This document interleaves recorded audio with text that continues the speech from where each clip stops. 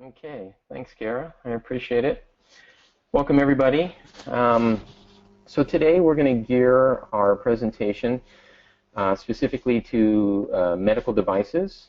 And as everybody knows, medical devices are a heavily regulated industry.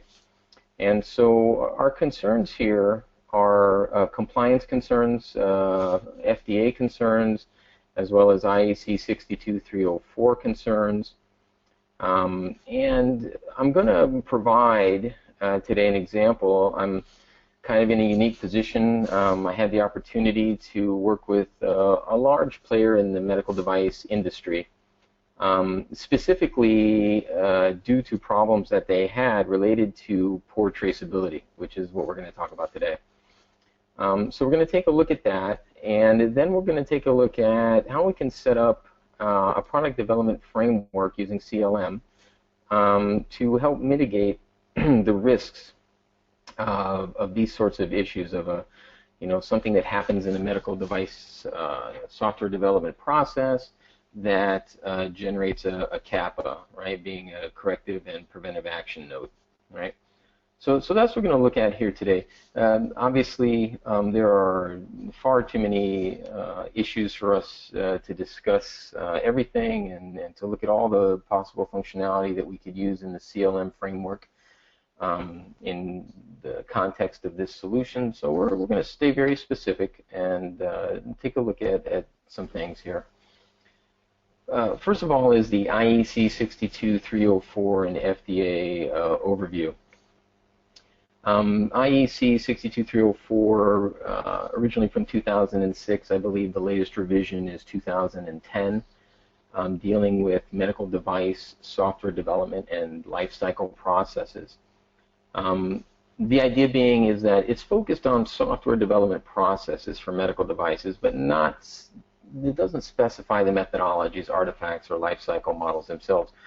So in other words, it's a standard for what needs to be done. Right? It answers the question what, but not how. To any engineering problem, obviously there are multiple potential solutions. So it's not so important how you get there, but that you get there. Every organization has their own specific constraints, time, budget, resources. But we all want to make sure that we're working against the same standards and as far as what needs to be done.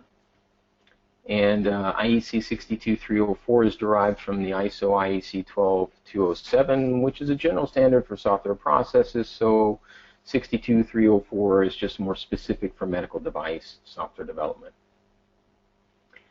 The lifecycle processes included in there, if anybody's ever had the chance to take a look at the standard, general introduction and requirements, and the process areas are software development, software maintenance, and software risk management. I have it highlighted in red because that's what we're going to look at today, specific related to a case study, as I mentioned, that I had dealt with. Software configuration management processes, software problem resolution processes, and then of course it has annex and figures. So these are all process areas that the CLM suite of applications can help you address.